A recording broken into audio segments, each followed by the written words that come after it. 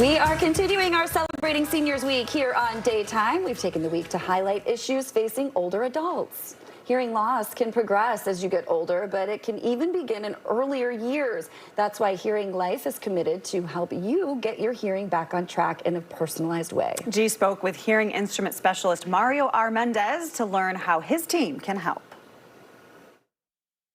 Well, hearing loss is not something that only comes with getting older.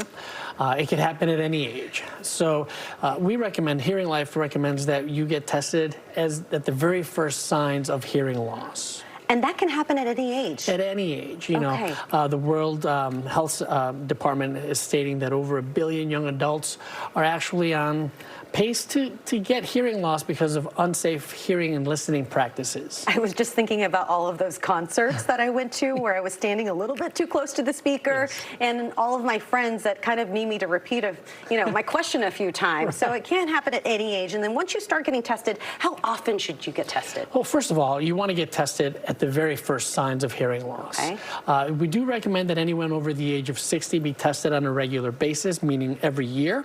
Just like you get your eyes checked and your teeth checked, you definitely want to stay on top of it, because the sooner you get the treatment that you need, your brain will adapt that much faster, making the transition much easier for you. And is it good to go to a hearing specialist to get tested? So you can find an audiologist, or you can find a hearing specialist to conduct the test. Hearing Life does offer an online free assessment, and then after that you would find the provider that you're most comfortable with and figure out a game plan to get all your hearing needs taken care of. I can't tell you how many times I hear from loved ones that say, gosh, I'm trying to talk to so-and-so and they can't hear me and it's driving me nuts. How do you educate the people in your life and the people that you love and talk to them about hearing loss? Well, that could be tricky sometimes, so we have to make sure we address it in an empathetic way with patience and care and come from a good place. A lot of times, the people that we're trying to help don't realize that they have a hearing loss. So address that situation with them.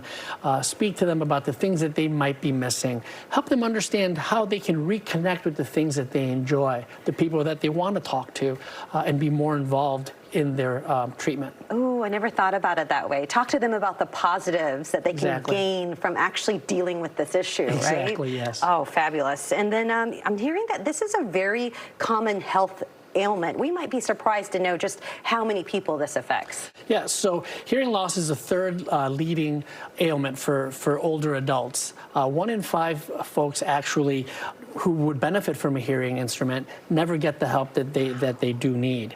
You're looking at about a 12.5% also of children that do have some hearing loss. Oh, even in children as well? Even in children as well. Okay, and what do you think some of the obstacles are for people, seeking a solution or finding out whether they might have the loss? I'm imagining sometimes it's got to be embarrassment, right? Sure, well, there's a couple different things. Education is one. People don't realize that how important it is and how it affects the brain.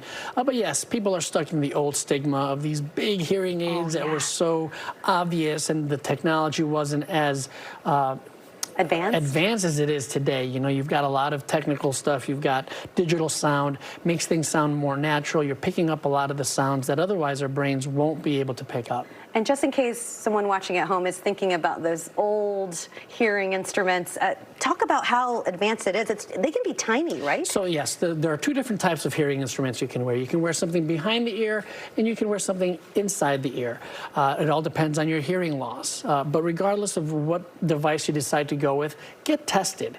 Find out if you have a hearing loss. And a lot of the hearing aids today, you'd be surprised how many people are out there right now wearing hearing aids that you would have no idea are wearing them. And of course, you're a hearing instrument specialist. So if you hear some wonderful success stories, what are some of the positive things you hear from the people that you've helped? Well, there's been a lot of tears in my office, I can promise you that. When someone says, oh my God, I can hear my wife from across the room.